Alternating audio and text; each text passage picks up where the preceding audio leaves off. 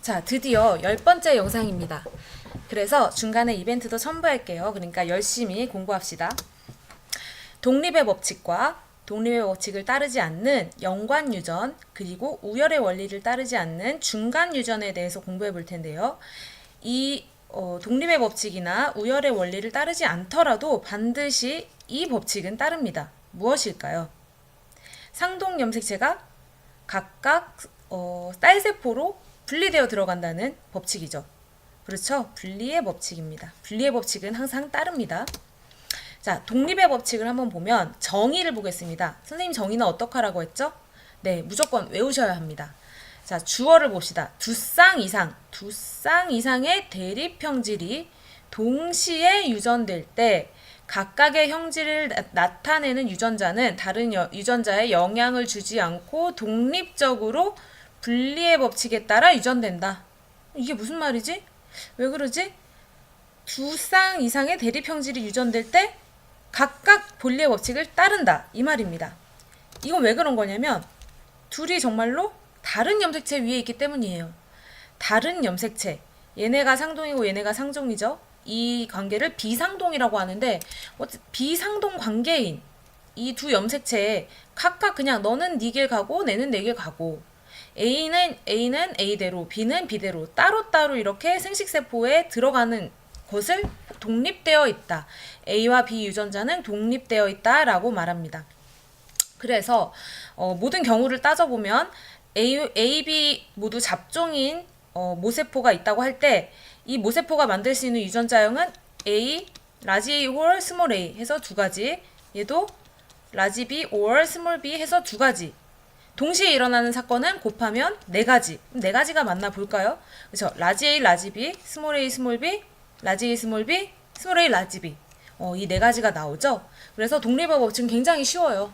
두 염색체에 그러니까 두 쌍 이상의 대립 유전자가 서로 다른 염색체 위에 있다. 이것입니다.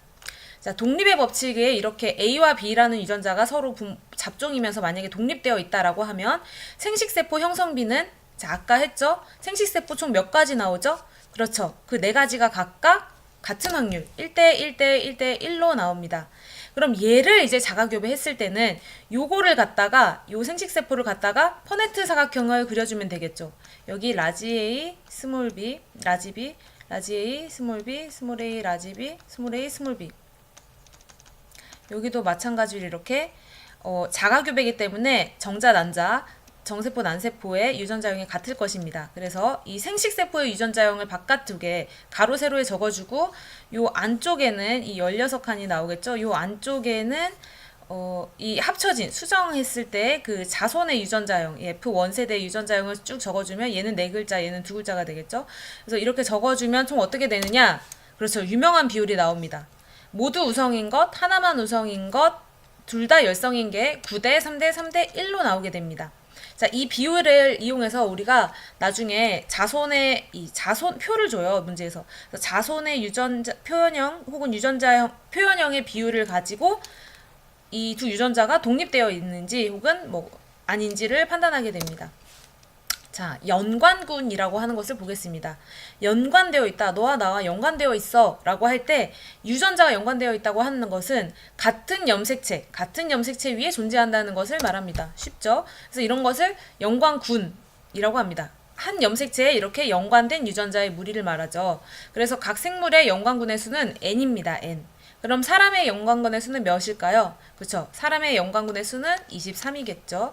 자, 감수 분열 시 함께 이동하는 염색체 수라고도 할 수 있습니다. 그쵸? 연관 유전은 두 가지가 있어요.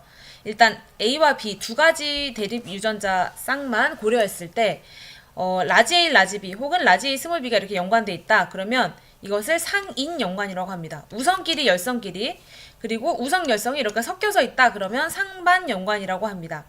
이들은 생식세포를 아까 독립되어 있을 때는 1대1, 1대1, 1이었죠. 여기는 이 두 가지밖에 못 만들어요. 두 가지밖에.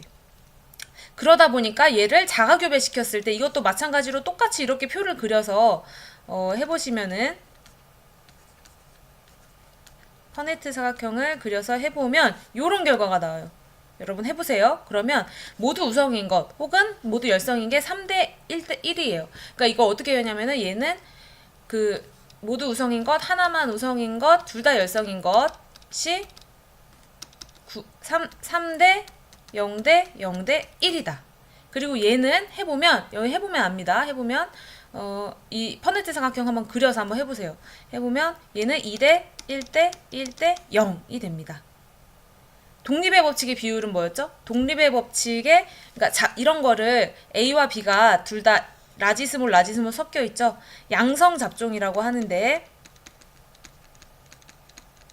자, 이 양성 잡종 부모를 자가교배 시켰을 때 독립의 법칙 같은 경우에는 자손의 표현형의 비율이 몇이었죠? 그렇죠. 9대 3대 3대 1이었죠. 상인 연관일 때는 네, 3대 0대 0대 1. 하나만 우성이거나 하나만 열성인 게 나오지 않아요. 그리고 상반 연관일 때는 모두 열성인 게 나오지 않는 2대 1대 1대 0이 되겠습니다. 자, 마찬가지로 머릿속으로 한번 생각해 보세요. 이거를 머릿속으로 생각해 보면 이거는 상인 연관인 거죠. 이건 한번 그려본 거야. 다른 염색체는 어떠나. 그래서 우리가 고려할 거는 지금 A와 B가 있는 이 염색체인데 얘도 마찬가지로 이렇게 다시 볼게요. 이렇게 상인 연관일 때 여러분이 한번 퍼네트 사각형을 그려보시고 이 표의 수치가 맞나 확인해 보시고요. 반성 유전일 때도 마찬가지로 이 두 가지 생식세포만 나오죠. 두 가지 생식세포 라지 A 스몰 b 혹은 스몰 a 라지 b. 얘를 갖다가 이렇게 퍼네트 사각형을 한번 그려보시고 자가교배니까 자가교배했을 때 그려보시고 이 수치가 맞나 한번 보세요. 그런 다음에 어떻게 해야 된다? 외워야 된다. 자, 검정교배를 보겠습니다. 검정교배는 쉬워요. 어떤 우성인 표현형을 가진 애가 있어요.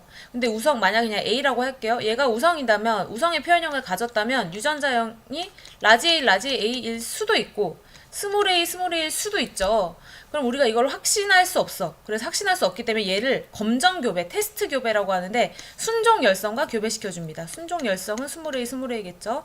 그럼 얘는 이거 라지 잡종인지 이거 잘못했어. 라지 A인지 라지 A 스몰 A인지 우성 표현형은 이런 두 가지 유전자형이 가능하기 때문에 만약에 얘랑 교배해서 모두 다 순종 열성이랑 교배했더니 모두 다 우성의 표현형이 나왔다. 그렇다는 것은 부모가 라지 A였다는 소리겠죠. 반대로 만약에 우성인 것과 열성인 게 1대1이 나왔다라고 하는 것은 그쵸, 얘였겠죠. 얘.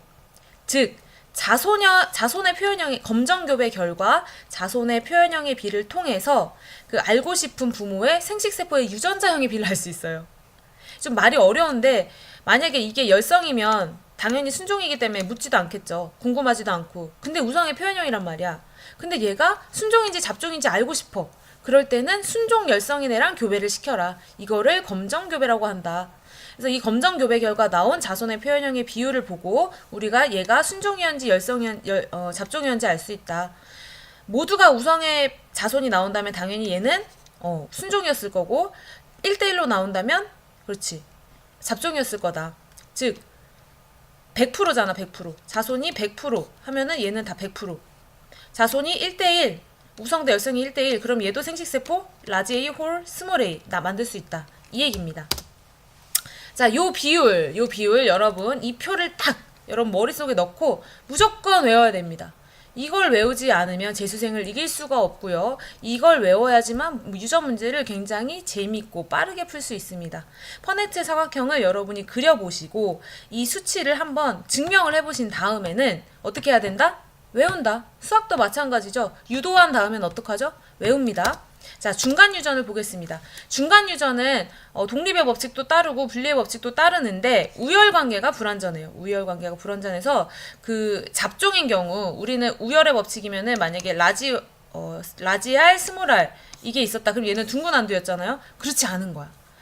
예를 들어서 이제 어떤 꽃이 있는데 붓꽃일 거야 아마. 붓꽃이 있는데 라지 R은 붉은색이고 WW는 흰색이었어. 뭐 레드 화이트겠죠. 얘를 이렇게 교배시켜 봤더니 RW가 분홍색인 거야. 만약에 이게 빨간색이었다라고 하면 당연히 레드가 우성인 걸 알 수 있겠지만 이게 분홍색이었다. 그러면 한 번 더 얘를 똑같은 애끼리 자가교배 시켜보자. 했더니 붉은색 1, 분홍색 2, 하얀색 1이 나왔어요. 유전자형의 비율은 분리의 법칙 따르죠. 다만 이게 우열의 원리를 따를 경우에는 완전한 우성이 있을 경우에는 이게 3대 1이야, 표현형의 비율이. 하지만 중간 유전인 경우에는 이 표현형의 비율과 유전자형의 비율이 1대 2대 1이더라. 이겁니다. 자, 이벤트입니다.